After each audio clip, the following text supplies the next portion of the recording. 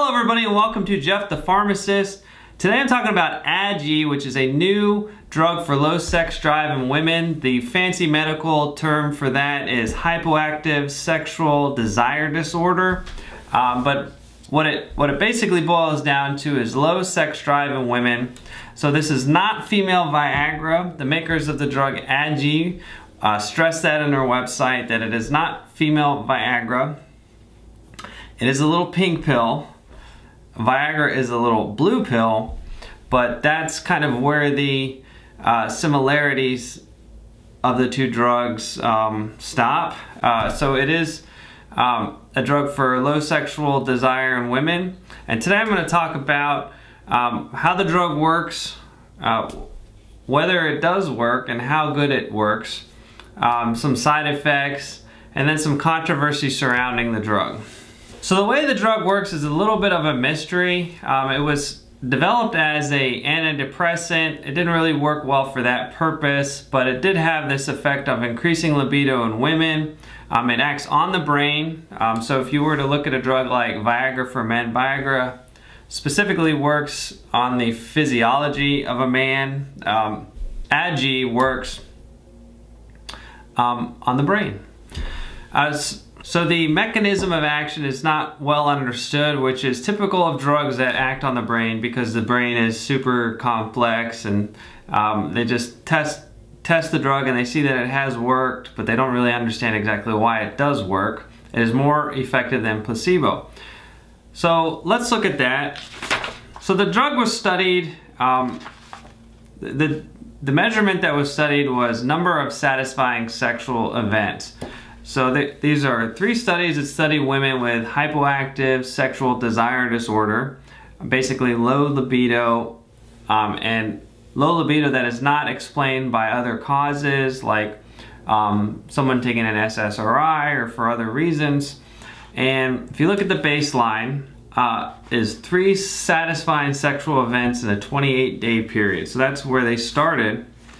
After taking the drug, they found the change from baseline was about 1.6. So on average, it increased the number of satisfying sexual events by almost 1 sexual event over placebo, or if you include placebo in that, it's about 2 sexual events per 28-day period.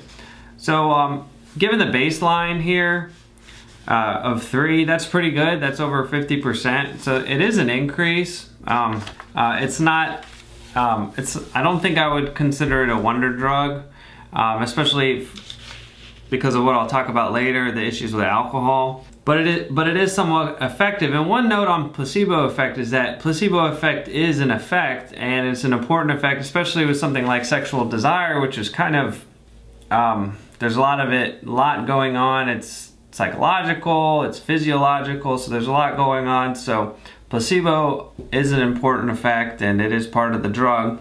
So the biggest issue with the drug is that you can't drink alcohol on it. And they did a study with men, like a test study with men, to see what would be the effect of drinking a couple of beers and taking this drug, and they found that the blood pressure dropped significantly. I mean, it was actually pretty astonishing. Systolic blood pressure dropped after these men drank two large beers. The systolic pressure dropped between 28 and 54 millimeters of mercury, and the diastolic dropped between 24 and 46 millimeters of mercury. So the systolic's at top number and the diastolic's at bottom number. The goal is less than 120/80. So you can think of a blood pressure drop in someone with normal blood pressure. That would be, you know, a 40% blood pressure drop. You would definitely feel that, and patients can pass out.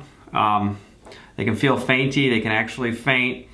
They can feel dizzy. So it's a huge issue, and there's a black box warning on the drug, basically saying don't drink, and patients cannot drink on it. And I believe when patients start taking the drug, they'll actually have to sign an agreement that they won't drink alcohol on it, which is hard for people. And you know, patients might sign that agreement and really not want to drink alcohol, and then they could be at a party or something, or they might be getting wined and dined, and then they're, you know, they're slipping up and they're drinking and falling back in their chair. So it's a huge issue with the drug. It's a major caveat. It's why there is a risk mitigation strategy that the FDA approved. So it's a complicated drug. Some other side effects are dizziness. It can make you tired. So placebo group had 2.9% felt tired, and that increased to 11%. So a lot of people can feel tired on the drug. They can feel dizzy. That can be related to blood pressure dropping, nauseous, fatigue, not being able to sleep, and dry mouth. The drug all by itself can cause drops in blood pressure, dizziness, feeling fainty. So the main side effects of the drug are drops in blood pressure. What I kind of found interesting about the way that the drug's being marketed is the makers of the drug are actually kind of providing a list of healthcare providers that can prescribe the drug through something called telemedicine, which is basically via phone call or a FaceTime call, and they actually are contracted with a pharmacy that will dispense the drug. It's a strange arrangement. It's something that Valiant does with some of their more expensive products.